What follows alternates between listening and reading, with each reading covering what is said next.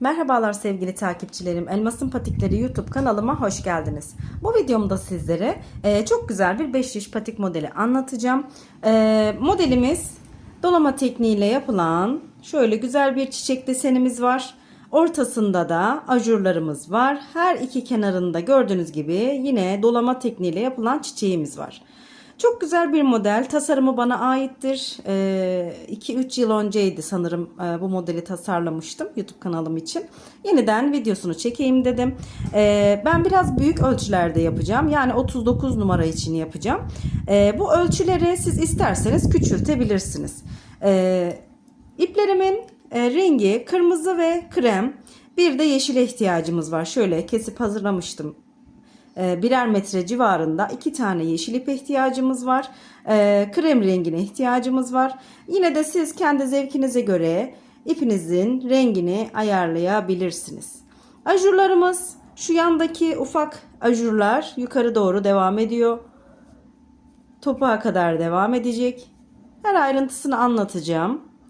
Dediğim gibi benim elimin ayarına göre ve büyük istendiği için 39 numaraya uygun yapacağım ben. Eğer küçük yapmak isterseniz şu ajurlu kısımdan en son yapacağımız şu delikli olan kısmı 2 tane eksik yapabilirsiniz. Yani şu son iki deliği yapmadan kısaltabilirsiniz. Veya burayı tam aynı yapıp ayrımdan sonrasını birkaç sıra eksik yapabilirsiniz. Patik burnumu hazırladım. Her şişimde şu anda 13 ilmeğim var. Krem ipimi bağlayacağım şimdi. 14. artırmamı yaparken model kurulumuna geçeceğim. Patik burnu başlangıcını bilmeyenler varsa bu videonun altına açıklama kısmına linkini bırakacağım. Oradan bakarak yapabilirsiniz. Şişlerimin numarası 3 numara. 3 numara 5 şiş kullanacağım. Evet, bilgiler bu şekilde. Şimdi krem rengi ipimizi bağlayacağız. Öncesinde hatırlatmamı yapayım. Kanalıma abonelik ücretsizdir. Ücretsiz olarak abone olabilirsiniz. Bildirimleri de açarsanız video yüklediğimde hemen haberdar olursunuz. Videolarımı beğeniyorsanız beğen tuşuna basmayı, altına da yorum yapmayı unutmayın. Şimdiden hepinize teşekkür ediyorum. Krem rengi ipimizi bağlayalım ve son artırmamızı yapalım. Eğer yine her videomda da söylediğim gibi ben bu şekilde örmeyi tercih ediyorum. Son artırmayı yaparken model kurmayı daha çok tercih ediyorum. İster istemezseniz siz 14 ilmeğe kadar artırırsınız kırmızı ipinizle veya farklı bir renkle yapıyorsanız. Patik burnumuz bakın kırmızı. Bu renkle istediğiniz renkle başlayıp 14 ilmeğe kadar artırabilirsiniz. Sonrasında direkt modele geçebilirsiniz. Bismillah diyerek başlayalım. Krem ipimi aldım. Son artırmamı yapacağım. Birinci ilmeğimi ördüm. Artırmamı yaptım. Şişimde bulunan ilmeklerin hepsini düz bir şekilde örüyorum krem ipimle.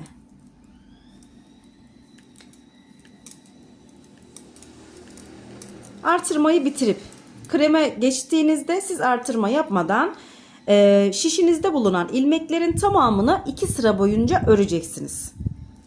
Yani artırmayı tamamlayıp öyle modele başladıysanız. Ben bu sırada şimdi 14. artırmamı yapıyorum. 14. artırmayı bitirdikten sonra bir sıra daha öreceğim kremle. İkinci şişimin sonuna geldim. Son ilmekten önce artırmamı yapıyorum ve son ilmeğimi örüyorum. Üçüncü şişime geçtim. Birinci ilmeğimi ördüm. Artırmamı yaptım. Kalan ilmeklerimi düz bir şekilde örüyorum.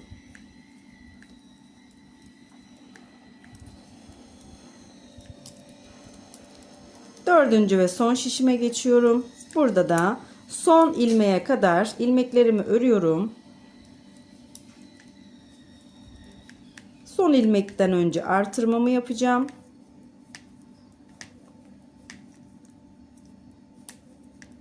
Son ilmeğe geldim. Artırmamı yapıyorum. Son ilmeği de örüp artırmamı ve kremle olan birinci sıramı tamamlamış oldum. Artırmamız yok artık, bitti. Bir sıra daha kremle örelim. Normal düz olarak artırma yapmadan bir sıra daha örüp gelelim. Kremle ikinci sıramı ördüm. Şimdi başlangıçtaki şu modele geçiyoruz. Kırmızı ipimi alıyorum. İlk 2 ilmeğimi kırmızıyla örüyorum. 2 ilmek kırmızı, 1 ilmek krem. Sonrasında 3 kırmızı, 1 2 3. 3 kırmızı, 1 krem. 3 kırmızı, 2 3 kırmızı, 1 krem. 3 kırmızı, 1 krem olarak sıra sonuna kadar devam edelim. Başlangıçta 2 kırmızıyla başladık. 1 krem, 3 kırmızı, 1 krem olarak devam edelim. Sıra sonundaki son ilmeğimizi kırmızı olarak öreceğiz. Buradaki 2 kırmızıyı tamamlamak açısından. 3 kırmızı, 1 krem olarak devam edelim. Sıra başında tekrar görüşelim. Sıramızı tamamladık. 3 kırmızı, 1 krem olarak bakın sıra sonundaki son ilmeği kırmızı olarak ördük. Şimdi devam ediyoruz modelimize.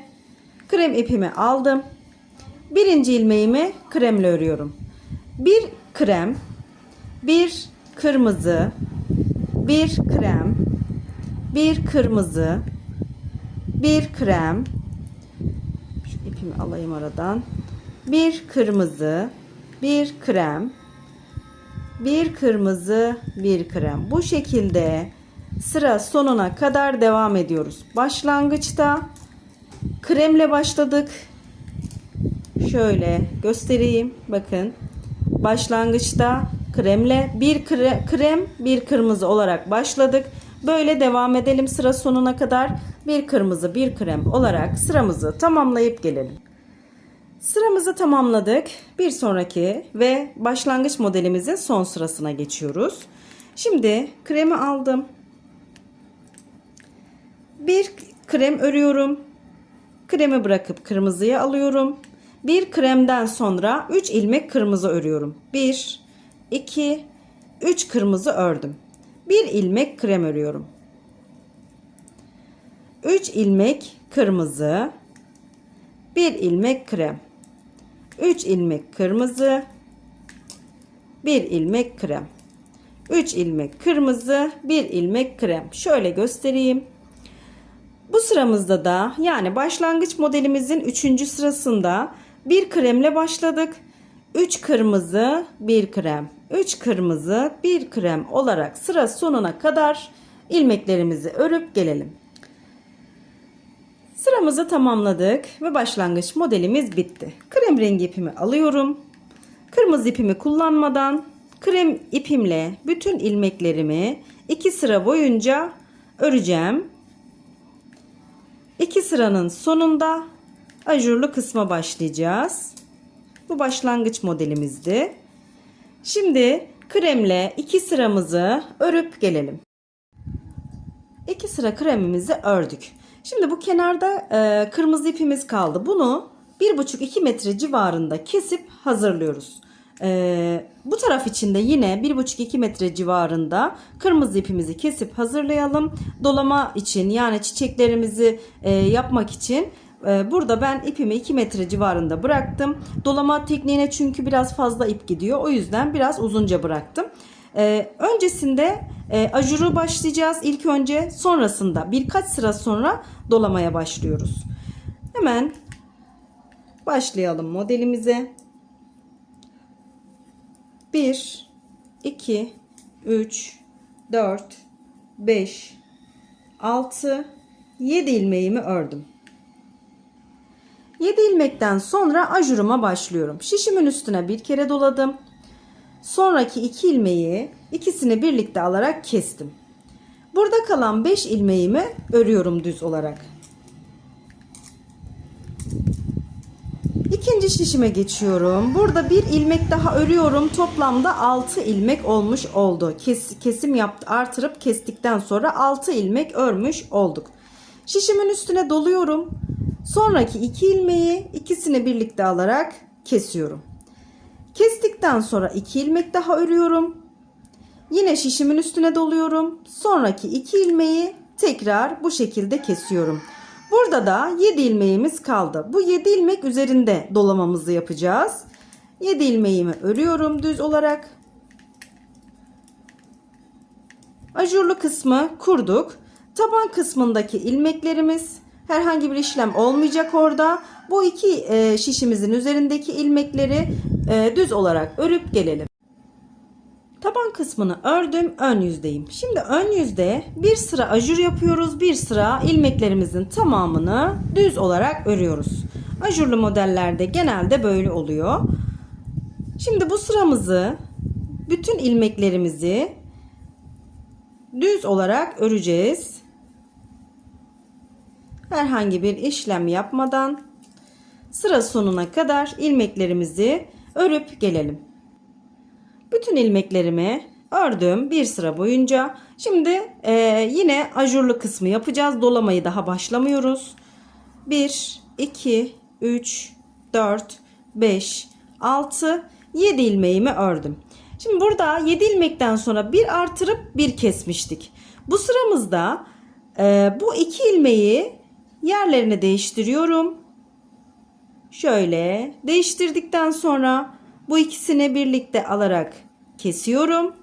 Önce kesip sonra artırıyorum. Devam ediyorum. Şişimde bulunan şöyle yapıyoruz. Artırma yaptıktan sonra 2, 3, 4 ilmek ördük. Sonuncu ilmeği örmeden alıp diğer şişime aktarıyorum. Burada bir kesim yapacağız. Yani kesme yaptık, artırdık, 4 ilmek ördük. Son kalan ilmeği buraya aktardık. Şimdi bu aktardığım ilmekle bir sonraki ilmeğin yine yerini değiştiriyorum. Değiştirdikten sonra bu ikisini birlikte alarak kesiyorum. Kesim işleminden sonra şişimin üstüne bir kere doluyorum. Bu önceki sırada artırmış olduğum ilmeği düz örüyorum. Şişimin üstüne doluyorum. Buradaki iki ilmeği gördüğüm gibi bu şekilde ikisini birlikte alarak kesiyorum. Kesim yaptıktan sonra bir ilmek örüyorum. Burada yine artırmış olduğumuz ve kestiğimiz ilmek var. Burada ikisinin yerini değiştiriyorum yine. İkisini birlikte alarak kesiyorum. Önce kesip sonra artırıyorum. Kalan 7 ilmeğimi örüp ön yüzü tamamlıyorum.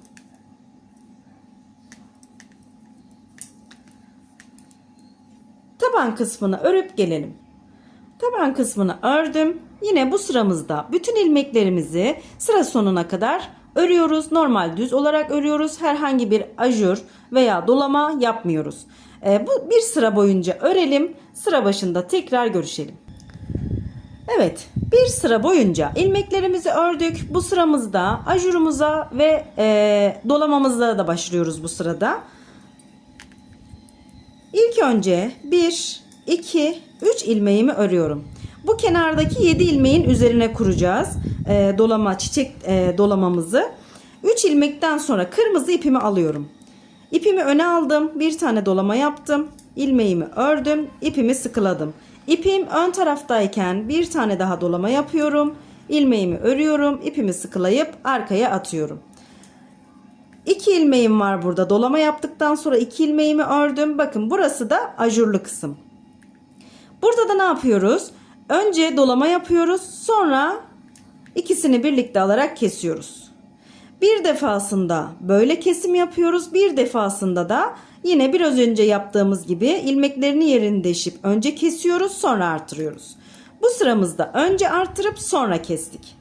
Kestikten sonra 1, 2, 3 ilmeğimi ördüm. Şişimin sonundaki 2 ilmeğin yerini değiştiriyorum. Değiştirdikten sonra kesiyorum ve şişimin üstüne bir kere dolama yapıyorum. Dolama yaptıktan sonra diğer şişime geçiyorum.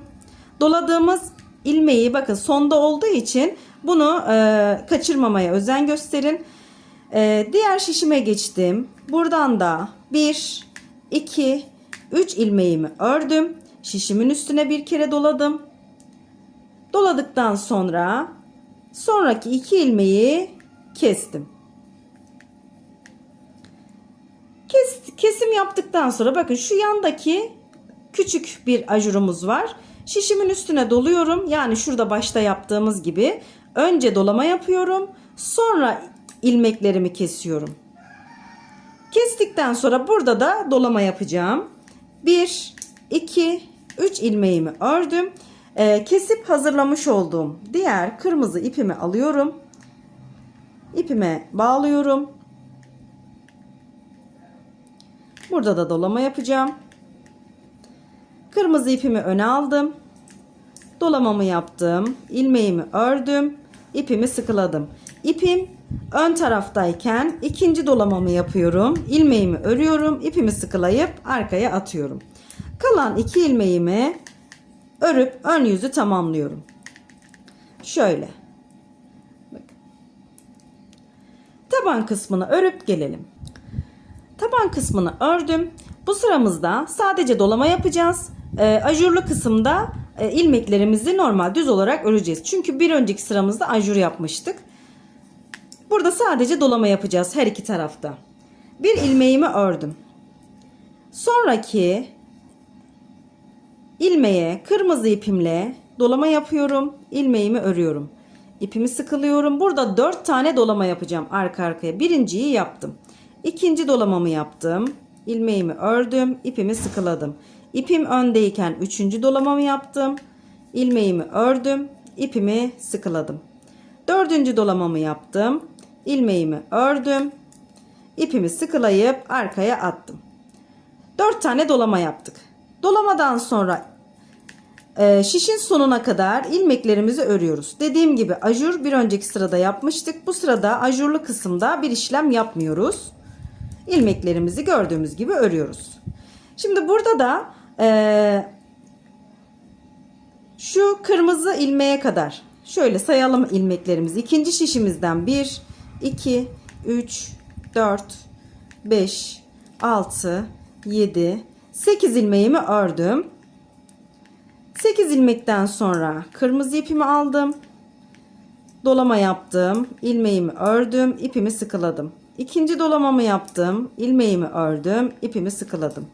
Üçüncü dolamamı yaptım. İlmeğimi ördüm. İpimi sıkıladım. Dördüncü dolamamı yaptım. İlmeğimi ördüm. İpimi sıkılayıp arkaya attım. Burada da 4 tane dolama yaptık. Kalan 2 ilmeğimi örüyorum. Taban kısmını örüp gelelim. Evet, taban kısmını ördüm. Ön yüzdeyim. Yine dolama ve ajur yapacağız bu sıramızda. Bir ilmeğimi ördüm. Kırmızı ipimi alıyorum. 2 tane dolama yapacağım. Birinciyi yaptım. İkinci dolamamı yaptım. İlmeğimi ördüm. İpimi sıkılayıp arkaya attım. Arada bir ilmek örüyorum. Sonra tekrar 2 tane daha dolama yapıyorum. Birinciyi yaptım. İlmeğimi ördüm. İpimi sıkıladım. İkinci dolamamı yaptım. İlmeğimi ördüm. İpimi sıkılayıp arkaya attım. Bu şekilde. Şimdi kalan bir ilmeğimi ördüm burada. Ajurlu kısma geldim. Burada ne yapıyorduk? Bu sıramızda bakın bir önceki ajurda önce artırdık, sonra kestik. Şimdi ilmeklerin yerini değiştirip kesiyoruz. Sonra artırıyoruz. Artırma yaptıktan sonra artırmamızı yaptıktan sonra kestik, arttırdık. 1 2 ilmeğimi örüyorum. Sonraki 2 ilmeğin yerlerini değiştiriyorum. Değiştirdikten sonra kesiyorum ve şişimin üstüne doluyorum. Kalan bir ilmeğimi örüyorum.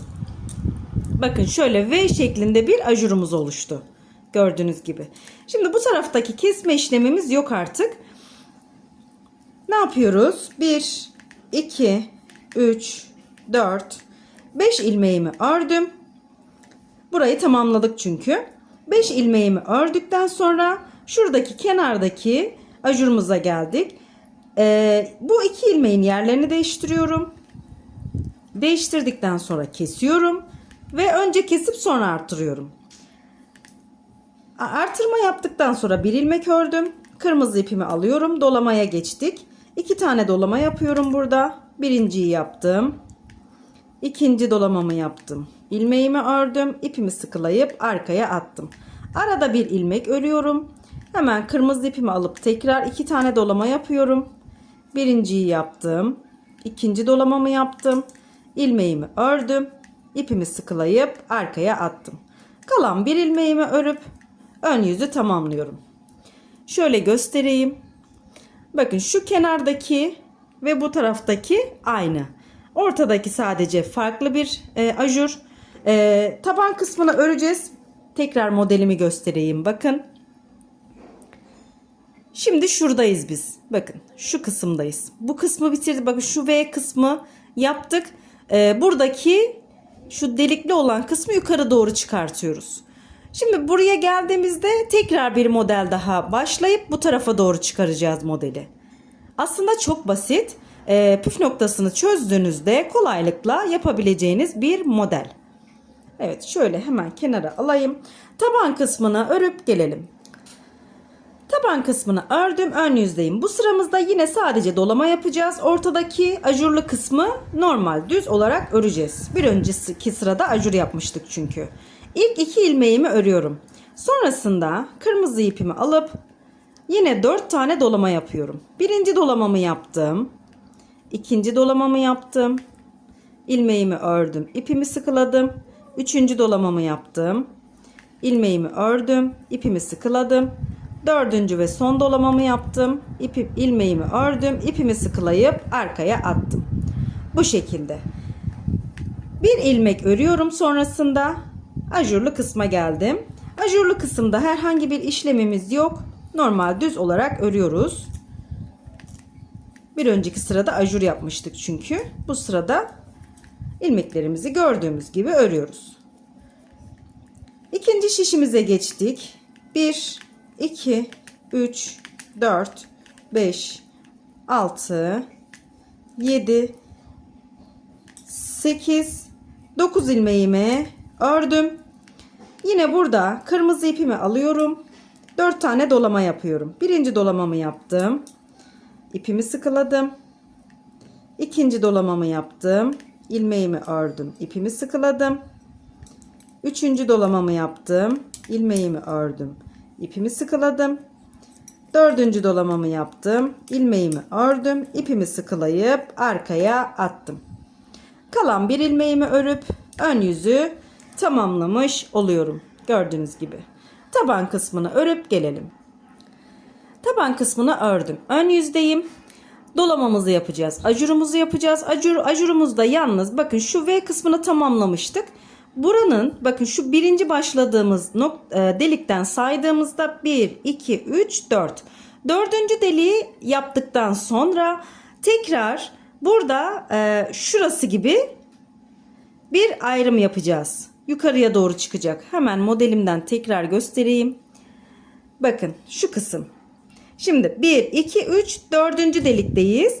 4. deliği yaptıktan sonra 5. deliği yaparken bu tarafa da yine bir sağ tarafa, sol tarafa doğru modelimizi, ajurumuzu yukarı doğru çıkaracağız. Burada çıkacak, burası da. Umarım anlatabilmişimdir. Şimdi geçelim, hemen uygulamalı olarak gösterelim. 1, 2 ilmeğimi ördüm. Kırmızı çiçeğimizin kırmızısının son sırası. 2 ilmekten sonra kırmızı ipimle 2 tane dolama yapıyorum. Birinciyi yaptım. İkinci dolamamı yaptım. İlmeğimi ördüm. İpimi sıkılayıp arkaya attım. Çiçeğimizin kırmızı kısmı bitti. Son dolamayı yaptıktan sonra 1, 2, 3 ilmek daha örüyorum. Yani toplamda 7 ilmek oldu. Şişimin üstüne doluyorum. Şu kısımdayım. Önce arttırıyorum, sonra kesiyorum. Kesim yaptıktan sonra burada bir ilmeğimi örüyorum. Sonraki 2 ilmeğin yerlerini değiştiriyorum. Değiştirdikten sonra bu ikisini kesiyorum. Şişimin üstüne doluyorum. Bu son artırmış olduğumuz ilmeği örüyoruz. Bir tanesini ördük. Şişimizin üstüne doladık. Son ilmeği alıp ikinci şişimize aktarıyoruz. Aktardıktan sonra bakın burada ne yaptık? Son ilmeği bu tarafa aktardık. Artırdığımız ilmek de burası. Şimdi ilmeğimizi buraya aktardıktan sonra ilk 2 ilmeği kesiyoruz. Kestik çünkü burada da artırmamızı yapmıştık. sola doğru ajur yapacağız. Yani şurası gibi. Kesimi yaptıktan sonra 1, 2, 3, 4 ilmeğimi ördüm. Burada yine şöyle küçük olan ajurlu kısımdayım. 4 ilmeğimi ördükten sonra şişimin üstüne doladım. 2 ilmeğimi kestim. Kesim yaptıktan sonra 1, 2 ilmeğimi ördüm. Hemen kırmızı ipimi alıyorum. 2 tane dolama yapıyorum burada. Birinciyi yaptım. İkinci dolamamı yaptım. İlmeğimi ördüm. İpimi sıkılayıp arkaya attım. Kalan 3 ilmeğimi örüp ön yüzü tamamlıyorum. Şöyle ajurlu kısmı tam göstereyim. Bakın. 4. delikten sonra sola doğru ajurumuzu yürütmeye başladık. Hem bu tarafa gidecek hem yukarı doğru çıkacak. Taban kısmını örüp gelelim. Taban kısmını ördük. Ön yüzdeyiz. Şimdi çiçeğimizin yeşil kısmını yapacağız bu sıramızda. Birinci ilmeğimi ördüm. Kesip hazırlamış olduğum yeşil ipimi alıp ipime bağlıyorum. Bir ilmekten sonra bir tane yeşil ipimle dolama yapıyorum. İlmeğimi örüyorum. İpimi sıkılayıp arkaya atıyorum. Sonrasında 1, 2, 3, 4, 5 yani tamamını örüyorum. Ben ajurlu kısmı unuttum. Ajurlu kısımda herhangi bir işlem yapmıyoruz. Şişimizin sonuna kadar ilmeklerimizi örüyoruz. Bir önceki sırada ajur yapmıştık çünkü. Diğer şişime geçtim. Diğer şişime geçince sonda 4 ilmek kalana kadar yani 10 ilmeğimizi örüyoruz. Normal düz olarak.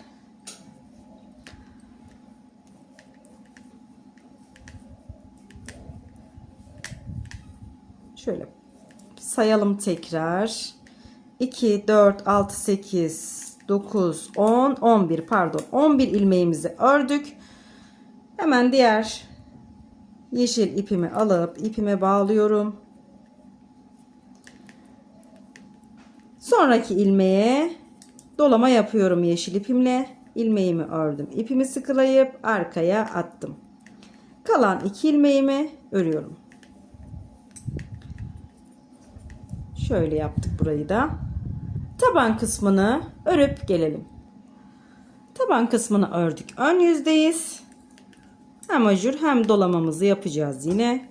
Bir ilmeğimi ördüm. Yeşil ipimi alıyorum. Yeşil ipimle 2 tane dolama yapıyorum. Birinciyi yaptım. İpimi sıkıladım. İkinciyi yaptım. İlmeğimi örüp ipimi sıkılayıp arkaya attım. 2 tane yeşil ipimle dolama yapmış oldum. Sonrasında 1, 2, 3, 4 ilmek ördükten sonra sıradaki 2 ilmeğimin yerini değiştiriyorum. Önce kesiyorum, sonra artırıyorum. Ajurlu kısımdayız yine. İlk 2 ilmeğimin yerini değiştirdim. Şöyle kestik, artırdık. Artırma yaptıktan sonraki 2 ilmeğin yerini tekrar değiştiriyorum. Kesiyorum. Şişimin üstüne doluyorum. Şişimin sonunda kalan 3 ilmeğimi örüyorum. Burayı tamamlamış olduk. Bakın şurayı. Buradan yukarıya doğru çıkan şu delikli olan kısmı bu sırayla birlikte tamamlamış olduk. Bu kenardaki şu model sabit yukarı doğru çıkıyor zaten. Burayı tamamladık. Şimdi açmış olduğumuz yani şu sola doğru artırıp kestiğimiz sola doğru yapacağımız ajurlu kısım şuraya kadar devam edecek. Yani şu modelimize kadar devam edecek. Burada 5 ilmeğimiz var. İkinci şişimize geçelim. İkinci şişime geçtiğimde önce dolama yapıyorum. Yani şişimin üstüne doluyorum. Sonraki 2 ilmeği kesiyorum. Kesimden sonra 1, 2, 3 ilmek örüyorum. Şu kenardaki ajurlu kısma geldim. İlmeklerimin yerini değiştirip önce kesiyorum, sonra artırıyorum. Dolamalı kısımda 1, 2, 3 ilmeğimi ördüm. Yeşil ipimi alıyorum. Yeşil ipimi alıyorum. Sıradaki ilmeğime dolamamı yapıyorum. İlmeğimi örüyorum. ipimi sıkılıyorum. Yine ikinci bir dolama yapıyorum yeşille. İlmeğimi örüyorum. İpimi sıkılayıp arkaya atıyorum. Kalan 2 ilmeğimi örüp ön yüzü tamamlıyorum. Bu şekilde. Artık yavaş yavaş modelimiz şekilleniyor. Taban kısmını örüp gelelim. Taban kısmını ördük. Ön yüzdeyiz. Çiçeğimizin son sırasını yapacağız. Ajurlu kısmı normal düz olarak öreceğiz. İlk 2 ilmeğimi örüyorum. Yeşil ipimle bir tane dolama yapıp çiçeğimi tamamlıyorum. Bu sırayla birlikte. Çiçeğimin bu son sırası artık. Dolamayı yaptıktan sonra şişimde bulunan ilmeklerin hepsini düz olarak örüyorum. Çünkü bir önceki sırada ajur yapmıştık. Bu sıramızda ilmeklerimizi düz olarak örüyoruz. İkinci şişime geçtim. Yeşil olan kısma kadar ilmeklerimizi örelim.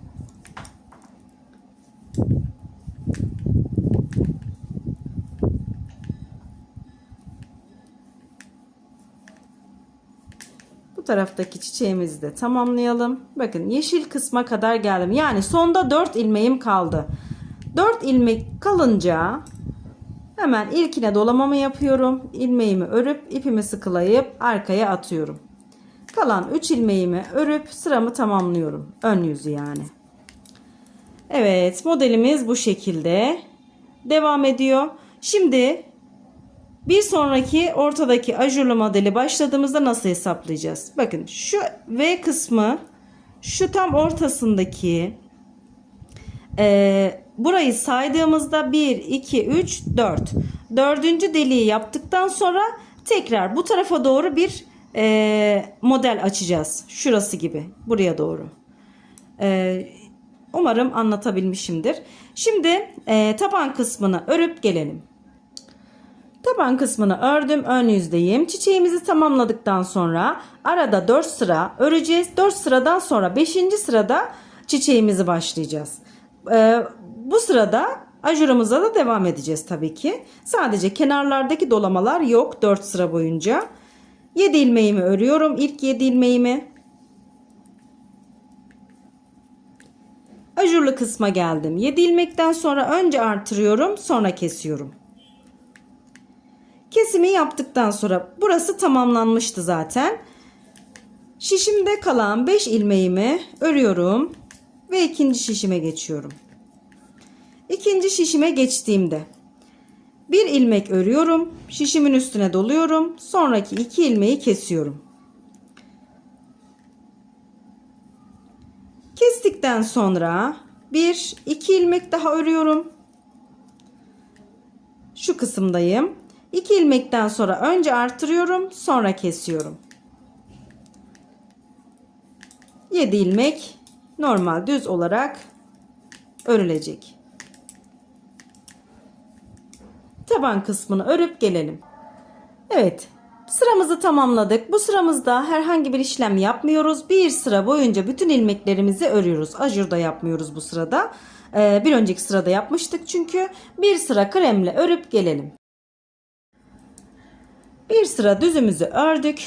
Yine bu sırada dolama yapmıyoruz. Çiçeğimize başlamıyoruz. 3. sıramız olacak çünkü burası.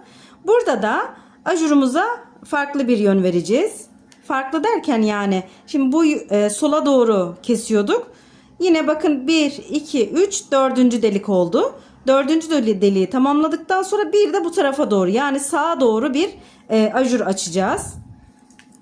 1, 2, 3, 4, 5, 6, 7 ilmeğimi ördüm. Sonraki 2 ilmeğin yerini değiştirdim. Kestim ve artırdım. Sonrasında kalan ilmeklerimi şöyle hemen bakayım. Artırdıktan sonra 2, 3, 4 ilmeğimi ördüm. Son ilmeğimi alıp diğer şişime aktarıyorum. Aktardıktan sonra bu 2 ilmeğin yerini değiştiriyorum. Değiştirdim. Kestim. Hemen diğer şişimi alıyorum. Şöyle kestim buraya. Artırmayı bu şişimde yapıyorum. Şişimin üstüne doladım çünkü buradan bir ilmek aldık, kestik, bu tarafa verdik. O yüzden kestiğimiz için burada ilmek eksildi. Artırmamızı ilk şişimizde yapıyoruz. Artırdım, bir ilmek ördüm, tekrar artırdım, sonraki 2 ilmeği kestim. Kestikten sonra bir ilmek örüyorum. Kenardaki bakın şu 2 ilmeğin yerini değiştiriyorum. Kesiyorum, artırıyorum. Ajurlu kısımda dolamalı kısımda herhangi bir işlem yok. İlmeklerimizi örelim. Taban kısmını örüp gelelim. Bu sıramızda yine bütün ilmeklerimizi düz olarak örüyoruz. Bir sonraki sırada çiçeğimizi başlayacağız. Ajurumuzu da yapacağız tabii ki. Bir sıra daha kremle örüp gelelim. Evet, bir sıramızı ördük. Bakın şu ajurlu kısmı birinci de böyle başladık. Bakın burada buraya doğru hem sol tarafa hem sağ tarafa doğru. İlmeklerimiz burada çok, burada azdı. Şimdi burada da 4. deliğe geldiğimizde bir sonraki ajuru yukarı doğru çıkardık ve buraya da devam ettik. Bu şurada bitti. Bakın şu modelimiz sabit ilerlediği için buraya kadar ajurumuzu tamamladık. Sonra buradan sonra başladığımızda 1, 2, 3, 4. deliği yaptıktan sonra yine hem sağa hem sola ajurumuzu yaptık. Bu şekilde devam edecek. Zaten bakın şunlar sabit olduğu için yerleri belli. Ortadaki ajurların. Bu kesme işlemi buraya kadar gelecek ve bitecek burada. Sonra buradaki yukarı doğru çıkacak. Yani şurası gibi diyorum. Buraya kadar çıkacak. Şimdi buradan başladığımızda 1, 2, 3, 4. delik olduğunda bir sonrakini başlayacağız. Böyle böyle devam edeceğiz. Şimdi ben tekrar çiçeğin başlangıcını ve burayı tekrar göstereyim. Artık gerisini anlatmayacağım. Çünkü videom çok uzun oldu. 2, 3 ilmeğimi ördüm. Çiçeğimi yine aynı şekilde başlıyorum. Birinciyi nasıl başladıysam ikinciyi de aynı şekilde başlıyorum. 3 ilmek ördükten sonra dolamamı yaptım. İpimi sıkıladım. İkinci dolamamı yaptım. İpimi sıkılayıp arkaya attım. 2 ilmek ördüm dolamadan sonra. Hemen şu kısımdayız. Önce şişimin üstüne doluyorum, sonra kesiyorum. Kestikten sonra bakın burada son 2 ilmeğe kadar 3 ilmek örüyorum. 1, 2, 3. Son 2 ilmeği kesiyorum.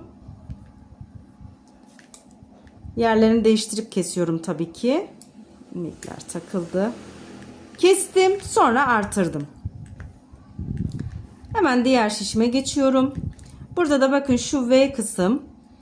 3 ilmeğimi örüyorum. 1, 2, 3 ilmeğimi ördüm.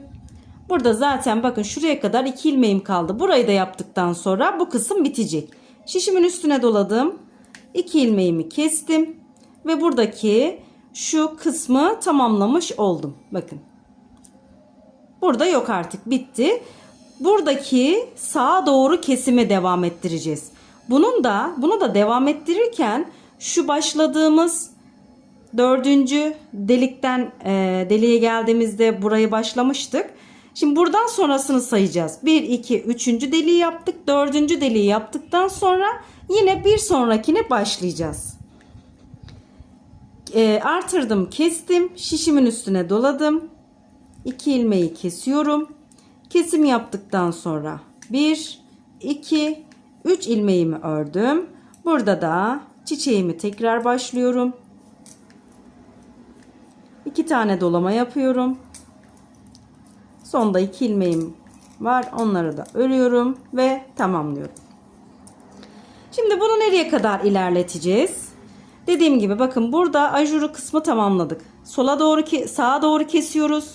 Sağa doğru çıkarıyoruz. Yani şurası gibi. Sağa doğru çıkartırken şu delikten sayıyoruz. 1, 2, 3, 4. deliği de tamamladıktan sonra yine 4. deliğe geldik. Bakalım şurası. 4. deliğe geldiğimizde hem sağ tarafa hem sol tarafa açacağız. Şöyle V kısmını oluşturacağız. Hemen modelimden de göstereyim. Bakın şimdi biz şuradayız. Pardon, şuradayız. Burayı yaptık ve şuraya kadar bitirdik. Yani şu kısımdayız. Burayı yukarı doğru çıkaracağız. Şu kısmı. Bunun 4. deliğine geldiğimizde tekrar sola doğru ajur açacağız. Bu da sonuncu olacak zaten. Burayı tamamladıktan sonra bunun 4.'süne geldiğimizde yeniden bir tane daha açmıyoruz. Bunu böyle tamamlıyoruz. 1, 2, 3, 4, 5, 6 delik olana kadar devam ettiriyoruz. Eğer burası size uzun gelirse 4 tane yapın. Yani burayı tamamlamadan ayrımı yapacaksınız. 6 tane delik olacak burada. Tabii ki bu benim elimin ayarı. Bu şekilde tamamladıktan sonra ayrımı yapacağız birlikte. Yani bir sırada düz örelim. Ajur, şu yandaki ajurlar devam edecek. Her iki kenardaki ajurlar devam edecek. Ayrıma geldiğimizde de bu ayrımdan sonrasını nasıl yapacağız onu göstereceğim. Umarım doğru düzgün bir şekilde anlatabilmişimdir. Böyle ajurlu modelleri anlatması biraz zor. Tekrarı, hani mantığını anladıktan sonra aslında çok kolay, çok basit bir model. Ama dile getirmek biraz zor benim için. Umarım anlatabilmişimdir. Şimdi modelimizi bu şekilde tamamlayalım. Sonrasında görüşelim. Evet, ayrıma kadar modelimizi tamamladık. Şöyle tutayım. Nereye kadar yapmışım ajuru? Ekran görüntüsü alabilirsiniz. Eğer zorlanıyorsanız modeli yaparken şöyle bakın. Böyle ekran görüntüsü alabilirsiniz. Benim burada artık ajurumu tamamladım. 3. çiçeğimi de başladım. 3. çiçeğimin 2. sırasını yapmış oldum. Şöyle 2. çiçeğimden sonra da 4 sıra sonra kurdum tabii ki. Her iki çiçeğin arası 4 sıra olacak. Burada ajurumu tamamladım. Şimdi ayrımdan sonra şu yandaki zikzak olan ajurlu kısım ve bu taraftaki zikzak olan ajurlu kısım yukarı doğru çıkacak. Şimdi ben burada ipimi kesiyorum. Krem rengi ipimi kesiyorum. Ajurlu modellerde ön yüzden ve arka yüzden ajuru kuramayacağımız için bu şekilde ipimizi kesip buradan bağlamamız gerekiyor. Ajurlu kısım yukarı doğru çıkacağı için. Birinci şişimin sonundaki ilmeği şöyle ikinci şişime aktarıyorum. Aktardıktan sonra bu ikisinin yerlerini değiştiriyorum. Şöyle değiştirdim. Değiştirdikten sonra krem rengi ipimi alıyorum tekrar. Kesmiş olduğum krem rengi ipimi aldım. İlk ilmeğimden itibaren örüyorum. Haroşa olarak öreceğim. Haroşayı da düz olarak örüyorum. 1, 2, şöyle hemen ipi birbirine bağlıyorum ki ilmeğim açılmasın. 2, arada da yürüteceğim. 3, 4, 5. 5 tane haroşa olarak ördüm. Şimdi geldik ajurlu kısma. Sıra nasıl denk geldi? Bir önceki sırada bakın önce artırıp sonra kesmişiz. Şimdi burada önce ilmeklerin yerini değiştiriyoruz. Değiştirdikten sonra kesiyoruz. Sonra artırıyoruz. Geldik dolamalı kısma. Bir ilmeğimi ördüm. Kırmızı ipimi alıyorum. 2 ilmek dolama yapacağım. Birinciyi yaptım. İkinci dolamamı yaptım. İlmeğimi ördüm. İpimi sıkılayıp arkaya attım. Arada bir tane ilmek örüyorum. Sonra tekrar 2 tane dolama yapacağım. Şişimi hemen takayım tekrar. Kırmızı ipimle 2 tane daha dolama yapacağım. Birinciyi yaptım. İpimi sıkıladım. İkinci dolamamı yaptım. İpimi sıkılayıp arkaya attım. Şöyle. Kalan bir ilmeğimi örüyorum. Taban kısmına geçiyorum. Taban kısmında herhangi bir işlem yok. Burayı 2 şişin üzerindeki ilmekleri düz olarak örüp gelelim. Taban kısmını ördüm. Ön taraftayım. Dolamamı yapacağım. Burada ipimizi kesmiştik hatırlıyorsanız eğer. Şimdi ben buradan bir tane ilmek öreceğim. Ördükten sonra bu ipimle kesmiş olduğum ipimi birbirine bağlıyorum. Yoksa buradaki ilmek açılabilir. Kesmiş olduğumuz ip açılabilir. Bir ilmek ördükten sonra burada da yine dolama yapıyorum bir sonraki ilmeğe. Hemen sıradakine dolamamı yaptım. İlmeğimi ördüm. İpimi sıkıladım. Bir tane daha dolama yapıyorum. İlmeğimi örüyorum. İpimi sıkılayıp arkaya atıyorum. Arada bir ilmek örüyorum. Kırmızı ipimle tekrar dolama yapıyorum. 2 tane. Birinciyi yaptım. İlmeğimi ördüm. İpimi sıkıladım. İkinci dolamamı yaptım. İlmeğimi ördüm. İpimi sıkılayıp arkaya attım. Çiçeğimizin yine bu şekilde sırasını tamamladık. Son dolamadan sonra bir ilmek örüyorum. Ajurlu kısımdayım. İlmeklerimin yerini değiştiriyorum. Değiştirdikten sonra kesiyorum. Sonra arttırıyorum. Burada 5 ilmeğim kaldı. 5 ilmeğimi haroşa olarak örüyorum. Geriye dönüyorum.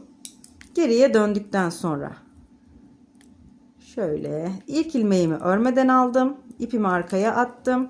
2, 3, 4, 5 ilmeğimi haroşa olarak ördüm. İpimi öne aldım. Şimdi burada dolamaya devam edeceğiz. Ön taraftan hangi sırada olduğumuza bakabilirsiniz. 5 ilmek haroşadan sonra 1, 2, 3 ilmek ters örüyorum. Arka yüzdeyiz çünkü. 5 haroşadan sonra 3 ilmek ters örüyorum. Sıradaki ilmeğe kırmızı ipimi alıyorum. Şöyle bir dolama yapıyorum. İlmeğimi ters olarak örüyorum. İpimi sıkılıyorum. Bakın şöyle tutuyorum. Bir kez daha dolama yapıyorum. İlmeğimi örüyorum. İpimi sıkılıyorum. Bir kez daha dolama yapıyorum. Yani 3. dolama yapıyorum. İlmeğimi ördüm, ipimi sıkıladım. 4. dolamamı yaptım. İlmeğimi ördüm, ipimi sıkılayıp ön tarafa aldım. Şöyle 4 tane dolama yaptık. Kalan 2 ilmeğimi ters olarak örüyorum. Taban kısmına geldik. Taban kısmında herhangi bir işlemimiz yok. İlmeklerimizi ters olarak örüyoruz. Şimdi tabanı örüp gelelim. Taban kısmını ördükten sonra yine dolama yapacağım yerdeyim. Bir ilmek ters örüyorum. Sonrasında kırmızı ipimi alıp şöyle arka tarafa attım. Şöyle bir dolama yaptım. İlmeğimi ördüm, ipimi sıkıladım. İpim bakın arka taraftayken şöyle bir dolama yapıyorum. İlmeğimi örüyorum, ters olarak ipimi sıkılıyorum. 3. dolamamı yaptım. İlmeğimi ördüm, ipimi sıkıladım. 4. dolamamı yaptım. İlmeğimi ördüm, ipimi sıkılayıp ön tarafa aldım. Burada da 4 tane dolama yaptık. İpim ön taraftayken 1, 2, 3 ilmek ters örüyorum. Pardon, 4 ilmek ters örüyorum. 5 ilmek haroşa örüyorum. Bu son kalan 5 ilmeğimiz haroşa zaten. Ön yüze dönüyorum. Bakın ön yüzden ajurumuzu yaptık. Arka yüzden normal. Zaten burada da öyle yapıyorduk. Bir sıra ajur yapıyorduk. Bir sıra normal düz olarak örüyorduk. Burada da ön yüzden ajur yapıyoruz. Arka yüzden ilmeklerimizi ters olarak örüyoruz. Şimdi devam edelim çiçeğimizin yapımına. 5 ilmeğimizi haroşa olarak örelim. Çiçek aynı şekilde devam ediyor zaten. Haroşadan sonra şişimin üstüne önce doluyorum, sonra ilmeklerimi kesiyorum. 1, 2 ilmek ördüm. 2 ilmek kırmızı ipimle dolama yapıyorum. Şöyle dolamamı yaptım. İlmeğimi ördüm. İpimi sıkıladım. 2. dolamamı yaptım. İlmeğimi ördüm. İpimi sıkılayıp arkaya attım. Kalan 3 ilmeğimizi düz olarak örüyoruz. Çiçeğimiz bu şekilde bitti. Şimdi arka yüze geçtiğimizde yeşil kısmına başlayacağız. Taban kısmını örüp şurada dolamalı kısımda görüşelim. Taban kısmını ördüm. Dolama yapacağım kısımdayım. Çiçeğimizdeyim yani. Pardon. Şurada çiçeğimizin son sırasını yapacağız. 1 2 ilmeğimi örüyorum. 2 ilmeğimden sonra kırmızı ipimi aldım, dolamamı yaptım, ilmeğimi ördüm, ipimi sıkıladım. İkinci dolamamı yaptım, ilmeğimi ördüm, ipimi sıkılayıp arkaya attım. Evet, bu kırmızıyla çiçeğimizin son sırasıydı. Dolamadan sonra 1 2 3 ilmeğimi ördüm, ajurlu kısımdayım. Önce artırıyorum, sonra kesiyorum. 5 ilmeğimi haroşa olarak örüp arka yüze dönüyorum. Şimdi yeşil kısmını yapacağız. Bakın, şişin sonundaki son 2 ilmek kalınca yeşil kısmını yapacağız. Önden de böyle kontrol edip arkadan örerken rahatlıkla yapabilirsiniz. İlk 5 ilmeğimi haroşa olarak örüyorum. Sonrasında 1 2 3 4 5 6 7 ilmeğimi ters olarak ördüm. Yeşil ipimi alıyorum. Sıradaki ilmeğime bir tane yeşil ipimle dolama yapıyorum. İlmeğimi örüyorum. İpimi sıkılayıp ön tarafa alıyorum. Kalan ilmeğimi ördüm. Taban kısmını örüp gelelim. Taban kısmını ördüm. Dolama yapacağım kısımdayım. 2 ilmeğimi örüyorum. 3. ilmeğe yeşil ipimle şöyle dolamamı yaptım. İlmeğimi ördüm. İpimi sıkılayıp ön tarafa aldım. Sondaki 5 ilmeğe kadar ilmeklerimizi ters olarak örüyoruz.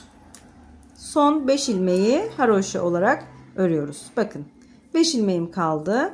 Haroşa olarak örüyorum. Geriye döndüm.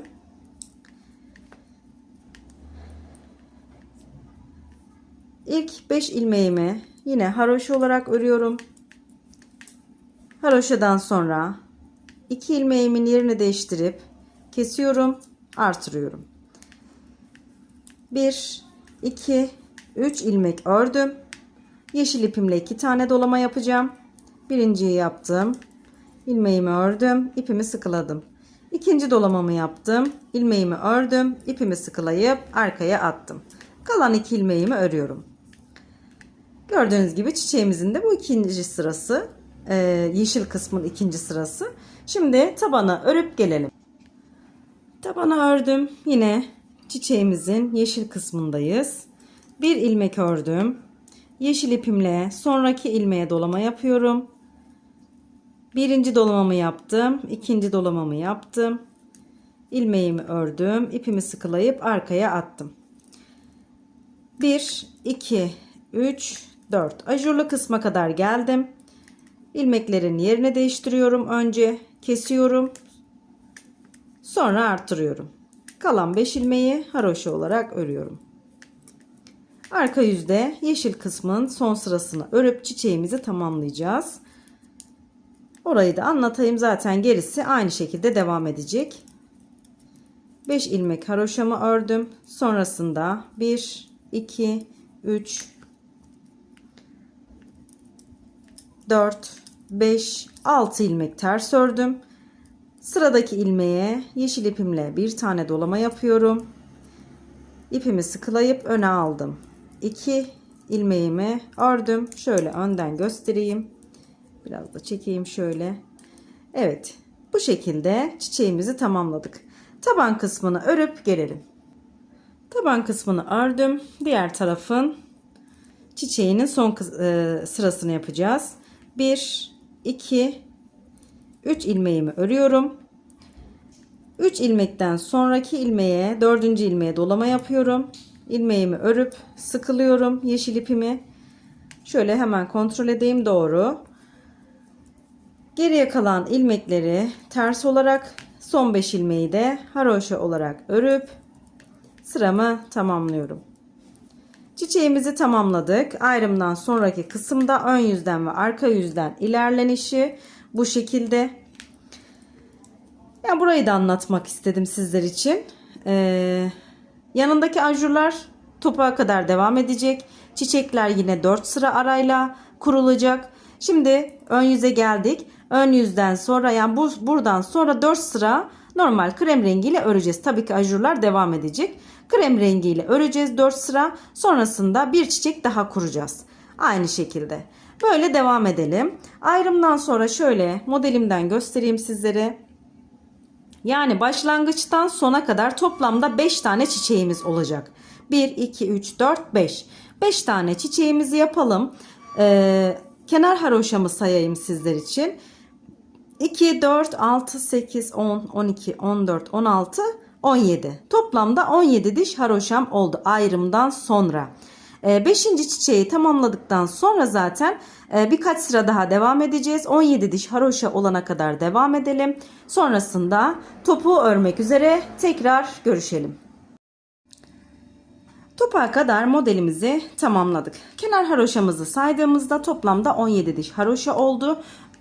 Çiçeklerimizi saydığımızda toplamda 5 tane çiçek yapmış olduk. 4 sıra arayla çiçeklerimizi kurduk. Çiçeğimizi kurduktan sonra da yine 4 sıra kadar ördük. Şu kenar haroşayı saydığımızda 17 diş haroşa oldu. Ben 2 şişimi bir şişe, diğer 2 şişi de bir şişin üzerine aldım. Topuğa geçiyoruz şimdi. Başlayalım. İlmeklerimizi örmeye. Yine ilk 5 ilmeği haroşa olarak örüyoruz. Burada ajurlu kısmı yapmıyoruz bu sıramızda. Zaten topuğa geçiyoruz. Şişimizin sonunda 8 ilmek kalana kadar devam edelim ilmeklerimizi örmeye.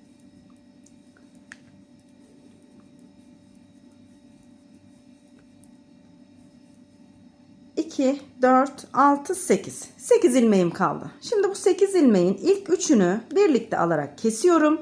Kalan 5 ilmeğimi düz olarak örüyorum. Boşalan şişimi bir kenara bırakıyorum. 2 şişle devam edeceğim. Diğer şişimden 5 ilmek örüyorum. 1, 2, 3, 4, 5 ilmeğimi ördüm. Sonraki 3 ilmeği üçünü birlikte alarak kestim. İlk kestiğim ve son kestiğim ilmekle birlikte toplamda 12 ilmek ayırdık topuğa. Sonraki üçlü kesimden sonra geriye dönüyorum. İlk ilmeğimi örmeden aldım. 1, 2, 3, 4, 5, 6, 7, 8, 9, 10, 11 ilmeğimi ördüm. 12. ile bir sonrakini kestim. Geriye döndüm. İlk ilmeğimi örmeden aldım. 1, 2, 3, 4, 5, 6, 7, 8, 9, 10, 11 ilmeğimi ördüm. 12. ile bir sonrakini kestim. Geriye döndüm. İlk ilmeğimi örmeden aldım. 1, 2, 3, 4, 5, 6, 7, 8, 9, 10, 11 ilmeğimi ördüm. 12. ile bir sonrakini kesiyorum. Böyle devam ediyoruz. Topuk kısmını bu şekilde örüyoruz. Sadece 12 ilmeği örerek kenardaki ilmekleri birer birer eksiltiyoruz.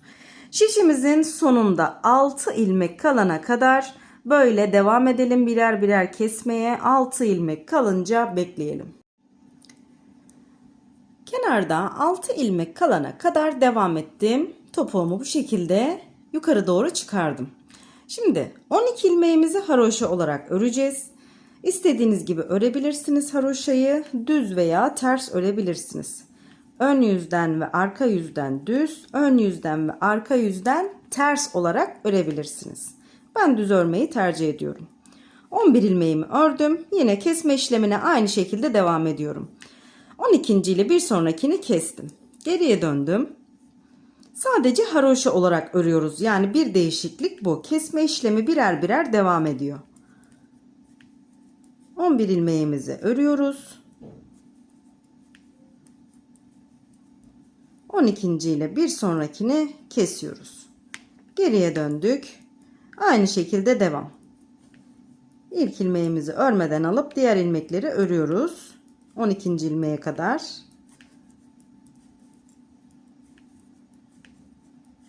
12. ilmekle bir sonrakini kesiyoruz. Böyle devam edelim. Haroşa olarak örmeye birer birer eksiltelim. Şişimizin sonunda burada 2 kalacak. Burada da 3 ilmek kalacak. Evet, haroşa olarak örmeye devam ettik. Burada 2 ilmek, bu tarafta da 3 ilmeğimiz kaldı. Şimdi kalan ilmekleri tek tek değil de buradaki kalan ilmeği, 2 ilmeği bir seferde keseceğiz. Şimdi yine devam ediyorum. 11 ilmeğimi örüyorum. 12. ile bir sonraki ilmeği, ikisini birlikte kesiyorum. Burada da 2 ilmeğim kaldı. Geriye döndüm.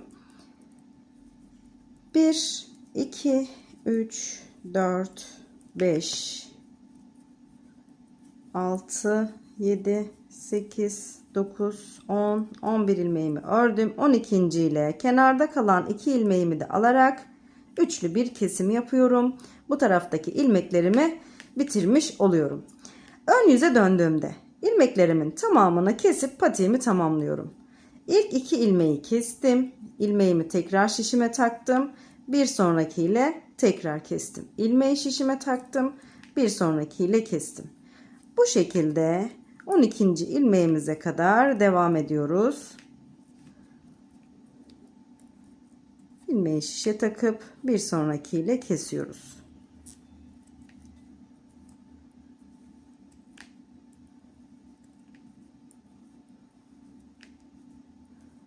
On ikinci ilmeğime geldim. Şişimde 4 tane ilmeğim kaldı. Bu 4 ilmeğin 4'ünü birlikte alarak kestim. Bir tane de zincir çekip sıkıladım. Hemen ipimizi keselim. Patiğimizi tamamladık. Gördüğünüz gibi şöyle. Haroşamız gayet güzel oldu. Yan kısmıyla tam aynı hizada. Yandan şöyle göstereyim. Diğer yanı göstereyim. Güzel bir model oldu bence. Şöyle ön ajurlu modelimizi de göstereyim. Çok güzel oldu. Hemen santim olarak sizlere ölçüsünü vereyim. Şöyle 26 santim civarında. Benim için bu ölçü yeterli. Dediğim gibi bu uzunluğu azaltabilirsiniz. Bir de ipimin kalınlığından kaynaklanıyor. Eğer daha küçük yapmak isterseniz, yani ben bu kadar büyük yapmak istemiyorum derseniz, burun kısmını ördükten sonra şu başlangıç modelini örmeden direkt modele başlayabilirsiniz. Yani burunu 14 ilmeğe tamamladıktan sonra 2 sıra kremden sonra 2 sıra krem örersiniz. Sonrasında ajurlu kısma ve dolamalı kısma başlayabilirsiniz. Yani şu kısmı yapmazsanız biraz daha küçük olacaktır modeliniz.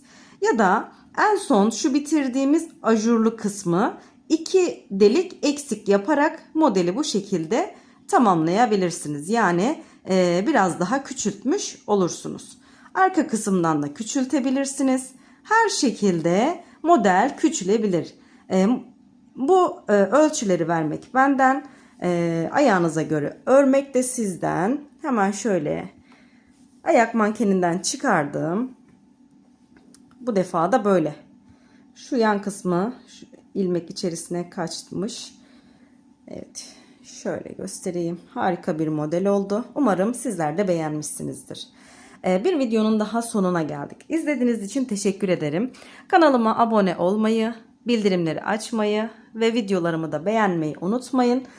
Desteğinizi bekliyorum. Bir emoji dahi olsa yorumda yaparsanız çok mutlu olurum.